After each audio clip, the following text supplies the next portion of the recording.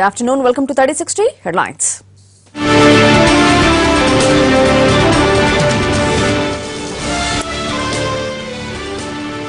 విమానాశ్రయంలో నిర్బంధంపై న్యాయ పోరాటం. గన్నవరం కోర్టులో ఎమ్మెల్యే రోజా ప్రైవేట్ పిటిషన్.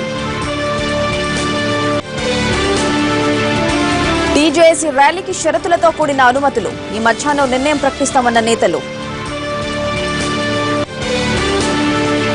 కేంద్ర సెన్సార్ బోర్డు కార్యాలయంపై విద్యార్థుల దాడి. శరణం గచ్చామి సినిమాపై నిషేధం ఎత్తివేయాలని డిమాండ్.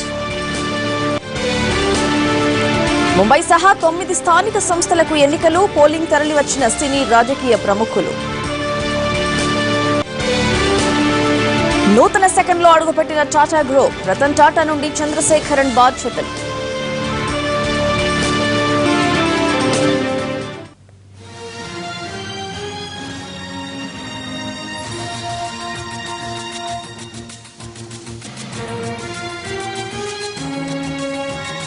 టీజేఏసీ తలపెట్టిన నిరుద్యోగ ర్యాలీకి అనుమతిపై ఉత్కంఠ కొనసాగుతోంది. తీర్పుని మధ్యాహ్నం 3:30కు వాయిదా వేసింది హైకోర్టు. అంతకుముందు ర్యాలీని ఆదివారం నిర్వహించుకోవడానికి అభ్యంతరం ఏంటని టీజేఏసీ ప్రశ్నించింది న్యాయస్థానం. రేపు కాకుండా ఆదివారం ర్యాలీ సభ నిర్ణయించుకోవాలని సూచించింది. షరతులతో అనుమతులు ఇచ్చేందుకు సంసిద్ధత వ్యక్తం చేసింది హైకోర్టు. అయితే ఇందిరా పార్కు వద్ద కాకుండా ఓయూ క్యాంపస్ లో ర్యాలీకి అనుమతి ఇవ్వాలని కోర్టును కోరింది జేఏసీ.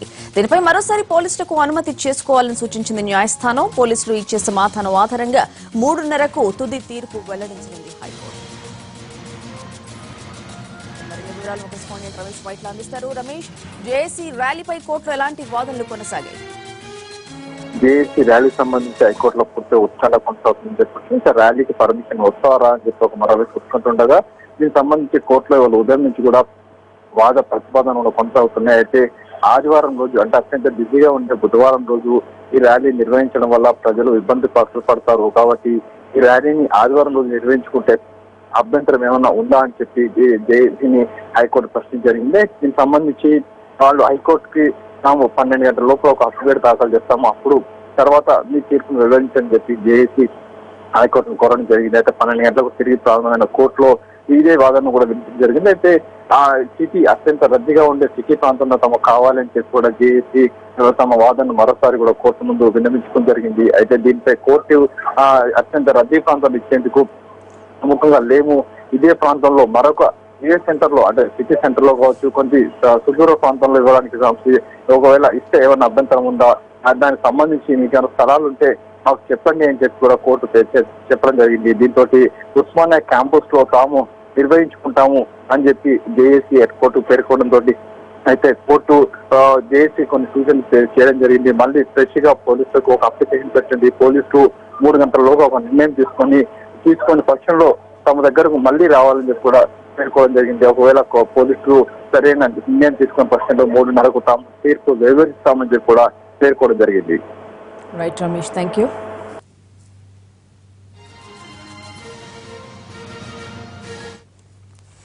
హైదరాబాద్ కేంద్ర సెన్సార్ బోర్డు కార్యాలయం వద్ద ఉద్రిక్త పరిస్థితి నెలకొంది. శరణం గచ్చామి సినిమా విడుదలకు అనుమతి ఇవ్వాలని డిమాండ్ చేస్తూ ఓయూ విద్యార్థి జేఏసీ, దళిత, గిరిజన సంఘాలు ఆందోళనకు దిగారు. సెన్సార్ కార్యాలయాన్ని ధ్వంసం చేశారు. సమాచారం అందుకున్న పోలీసులు ఆందోళనకారుల్ని అరెస్ట్ చేసి గాంధీనగర్ పోలీస్ స్టేషన్ కు తరలించారు.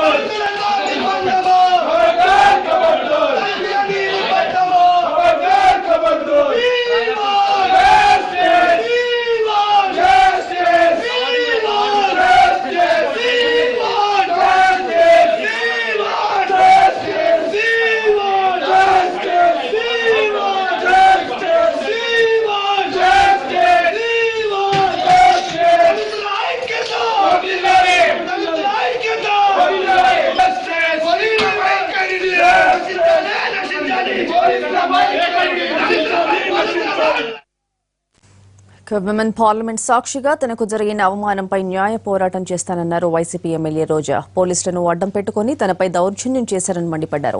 మహిళా సమస్యలపై మాట్లాడే హక్కు తనకు లేదా అని నిలదీశారు రోజా. చంద్రబాబు వచ్చిన తర్వాతే మహిళలపై నేరాలు పెరిగిపోయాయని ఆరోపించారు. అరెస్ట్ చేసిన విషయంలో చంద్రబాబు నాయుడు గారు మొన్న ప్రెస్ మీట్ పెట్టి ఒక మాట చెప్పారు. ఆవిడ ట్రాక్ రికార్డ్ చూసి మేము ఆవిడని నిర్బంధించాల్సి వచ్చింది అని చెప్పి. నా ట్రాక్ రికార్డ్ ఏం చూశారని నేను అడుగుతున్నాను. ఈరోజు మీ పార్టీలో 10 ఏళ్ళు నేను పనిచేశాను. ఏం విధ్వంసాలు నేను సృష్టించాను, నా చేత మీరు ఎన్ని విధ్వంసాలు చేయించారో చెప్పాలని కూడా ఈరోజు నేను డిమాండ్ చేస్తున్నాను. అలాగే వైస్రాయ్ హోటల్లో ఎమ్మెల్యేలందరినీ నేను గుమికూడి ప్రభుత్వాన్ని కూల్చే విధంగా ఏదైనా ప్లాన్ చేసిన ట్రాక్ రికార్డ్ నాకు ఉందా, లేదా నా ఇంటికి ఎవరినన్నా పిలిచి కాల్ చేసిన ట్రాక్ రికార్డ్ నాకేమన్నా ఉందా, లేకపోతే నా ఇంట్లో బాంబులు చుడుతూ ఉంటే ఆ బాంబులు పేలి నా ఇల్లు కూలిపోయిన ట్రాక్ రికార్డ్ నాకేమన్నా ఉందా, లేదా చింతమనేని లాగా అక్రమాన్ని అడ్డుకున్న ఆఫీసర్ వనజాక్షి లాంటి వాళ్ళని ఇసుకలో వేసిన కొట్టిన ట్రాక్ రికార్డ్ నాకేమన్నా ఉందా, లేకపోతే సొంత పార్టీలో వాళ్ళని కూడా ఎలా హింసించాలని మరి రావేల గారి లాగా నాకు ట్రాక్ రికార్డ్ ఉందా, లేదా ఎవరో బిడ్డ కదా గుద్దేసి తప్పించుకోవచ్చని బోండా ఉమ్మగారు ఇక్కడ అక్కడ అసెంబ్లీలో ఒరే పాతేస్తాను రా మిమ్మల్ని అందరినీ అంతు తేలుస్తానన్న ట్రాక్ రికార్డ్ నాకేమన్నా ఉందా? ఏ ట్రాక్ రికార్డ్ చూసి మీరు డీజీపీ గారికి నన్ను నిర్బంధించమని చెప్పారో నాకు చెప్పాలని కూడా ఈ సందర్భంగా డిమాండ్ చేస్తున్నా. ఒక ఎమ్మెల్యేకే రక్షణ లేనప్పుడు ఒక మామూలు మహిళకి, ఒక మధ్యతరగతి మహిళకి ఒక అన్యాయం జరిగితే ఆవిడ ఏ విధంగా ఈ పోలీస్ వ్యవస్థని ప్రశ్నిస్తుంది, తనకి న్యాయం జరిగే విధంగా ఏ విధంగా అడుగులు వేస్తుందో మీరు చెప్పాల్సిన అవసరం ఉంది.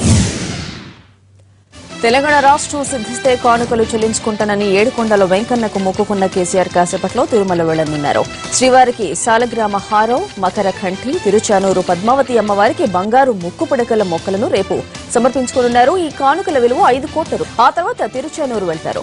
తెలంగాణ ప్రభుత్వం విడుదల చేసిన నిధులతో కానుకల్ని టీటీడీని తయారు చేయించింది.